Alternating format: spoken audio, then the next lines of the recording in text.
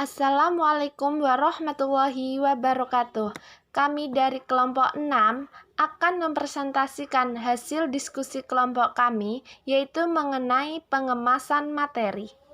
Dan sebelumnya saya akan memperkenalkan anggota kelompok kami, yaitu 1. Muhammad Sobirin, NIM 1301118A015. Yang kedua, Vela Sintanur Azizah, NIM 1301118A026. Yang ketiga, Hanita Bella Safitri, NIM 1301118A032. Pokok pembahasan mengenai pengemasan materi yaitu 1. Pengertian pengemasan materi, 2. Bentuk-bentuk pengemasan materi, 3. Kriteria pengemasan materi, 4. Teknik dalam pengemasan isi atau materi. Selanjutnya yaitu pengertian pengemasan materi. Dalam dunia pendidikan, pengemasan berarti menyiapkan atau merumuskan, menyiapkan bentuk penyajian materi pelajaran yang sesuai dengan fase perkembangan peserta didik, agar efektif dan efisien dalam penyampaian materi pembelajaran. Pengemasan materi pelajaran dapat dilakukan melalui pengembangan bahan ajar yang digunakan untuk membantu guru dalam melaksanakan kegiatan belajar mengajar. Baiklah, di sini saya akan melanjutkan pematerian yang selanjutnya, yang mana yang kedua ini ada kriteria pengemasan materi. Kriteria pengemasan materi. Terdapat beberapa kriteria yang harus diperhatikan agar materi pembelajaran yang disampaikan bermakna sebagai bahan pembelajaran. Di antaranya itu adalah sebagai berikut. Yang pertama itu ada novelty.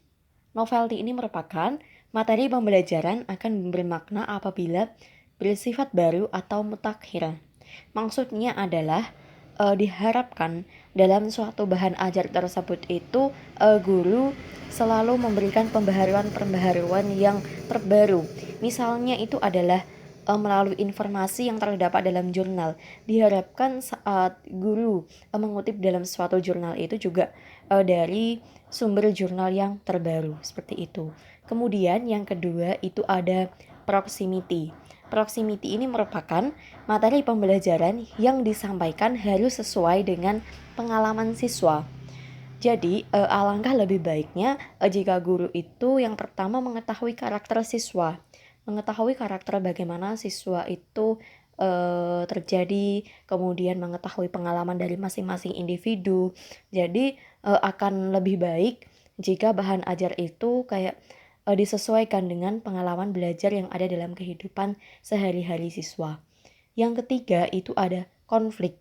Konflik ini merupakan materi pembelajaran yang disajikan sebaiknya itu dikemas sedemikian rupa sehingga menggugah emosi siswa.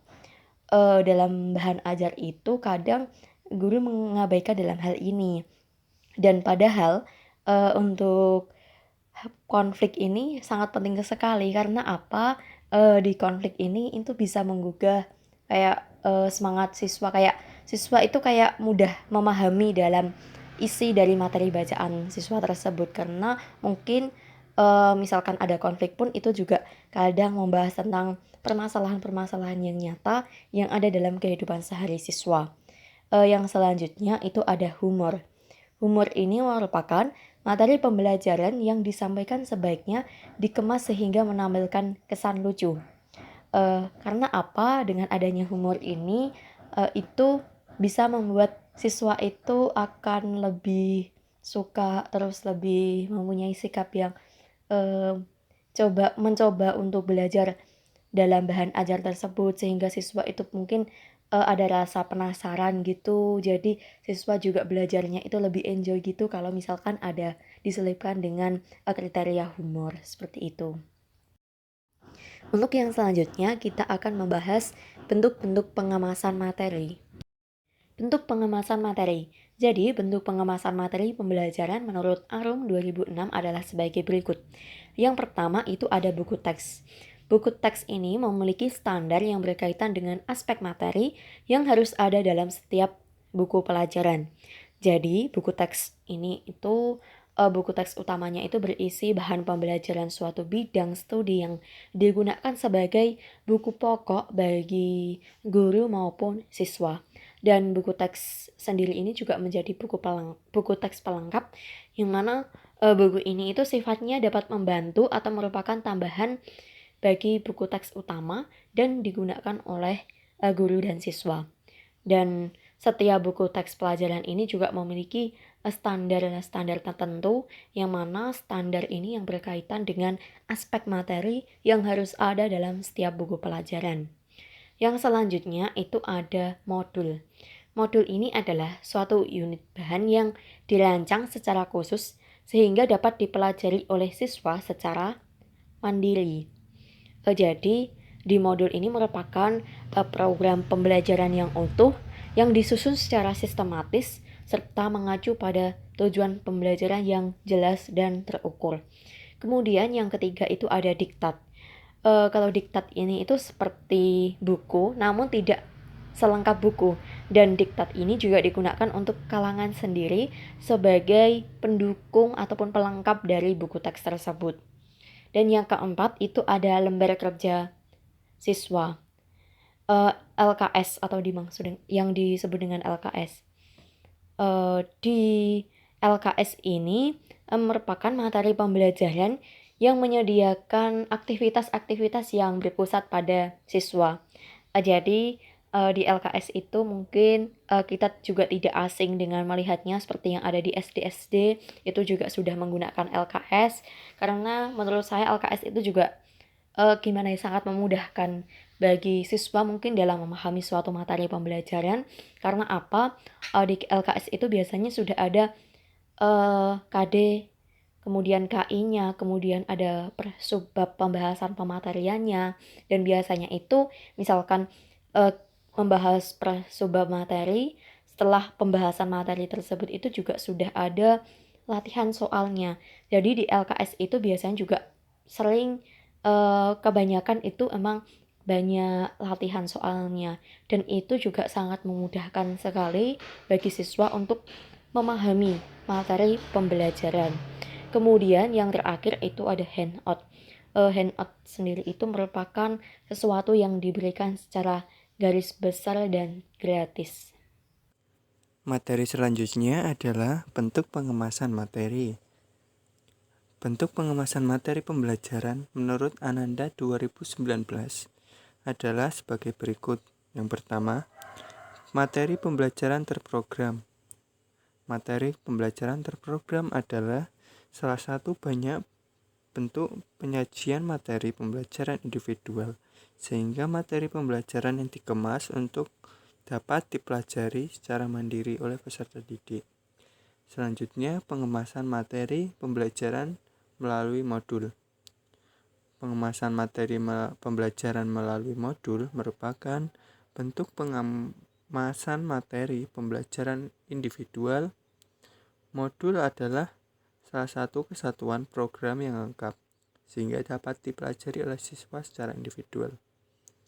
Yang ketiga adalah pengemasan materi pembelajaran kompilasi. Manfaat yang dapat diambil dari pengemasan materi pembelajaran kompilasi diantaranya adalah siswa dapat belajar secara utuh dari bahan-bahan yang diperlukan, sehingga dapat menghemat waktu dan biaya.